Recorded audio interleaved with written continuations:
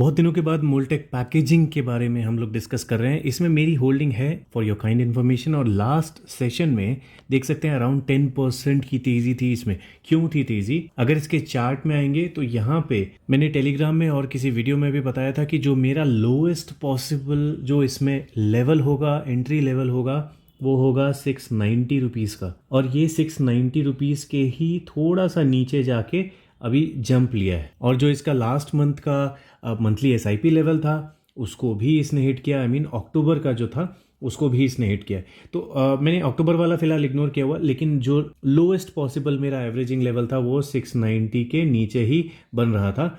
तो यहाँ पे मुझे एवरेजिंग करनी चाहिए थी, लेकिन जैसा मैंने बोला टेलीग्राम में भी पैसे नहीं है, इधर जहर खाने का पैसा नहीं है, तो इस वजह से मैंने इसमें एवरेजिंग नहीं की है अभी। लेकिन ये जो जंप आया है, अगर इसे हम लोग 1 ईयर का करके देख लेते हैं तो बहुत ही ज़बरदस्त। ये एक दिन है और ये दूसरा दिन है, तो बीच में पूरा गैप था। अगर आप कैंडल वाले चार्ट में, डेली कैंडल वाले चार्ट में इसे बॉलिंजर लगा के देखोगे तो ये अपर बॉलिंजर के आसपास ही इसकी ओपनिंग हुई थी और वहीं पे इसकी क्लोजिंग हुई। अब इसमें ऐसा क्या हो गया? ऐसा कुछ नहीं हुआ है, बहुत ज़्यादा गिर चुका है तो किसी ने बाय किया होगा। बाकी अगर इसमें कुछ कमेंट्री वगैरह आई है या कोई न्यूज़ ऐसी आई है जिसकी वजह से इसमें जंप आया है तो आप कमेंट सेक्शन में लिख के बताना। बाकी अगर इसके Q2 रिजल्ट्स को देखेंगे तो वो आए नहीं है, तो वो आने बाकी है, तो शायद हो सकता है कि वो अच्छे आने वाले हो, है ना। और इन्वेस्टर्स पोर्टफोलियो में आके अगर चेक करेंगे तो यहाँ पे हमारे पास सितंबर का डेटा है जिसमें थोड़ा सा स्टेक फिर से बेचा है इन्होंने, बहुत नेग्लिजिबल अमाउंट में।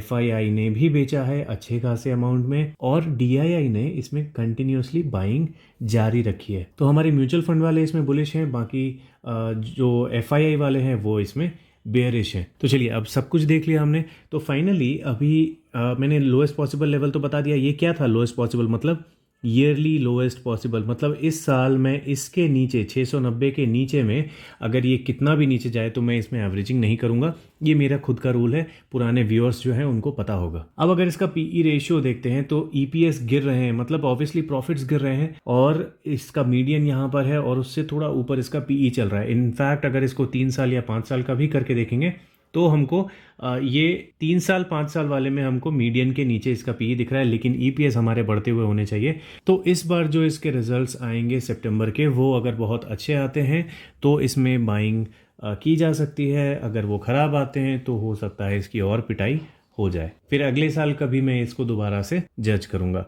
अगर मेरे जैसे ही आपके पास भी इसकी होल्डिंग 800 के आसपास है तो कोई बहुत ज़्यादा पैनिक करने की ज़रूरत नहीं है। क्यों? क्योंकि हमारे म्यूचुअल फंड वाले पैनिक नहीं कर रहे हैं। इसके अलावा इसके बेसिक फंडामेंटल्स हमने पहले भी कई बार देखे हुए हैं। डिविडेंड तो देती है कंपनी, सितंबर में 1 रुपये का डिविडेंड दिया था इसने। इसमें प्लेजिंग जो ये है एक है, थोड़ी एक टेंशन वाली चीज़ रहती है, लेकिन 1% से भी कम है तो हो सकता है शायद बाद में ये वापस इसको क्लियर कर दें। और इसके अलावा और कोई भी इसमें टेंशन वाली बात दिखाई नहीं दे रही फ़िलहाल।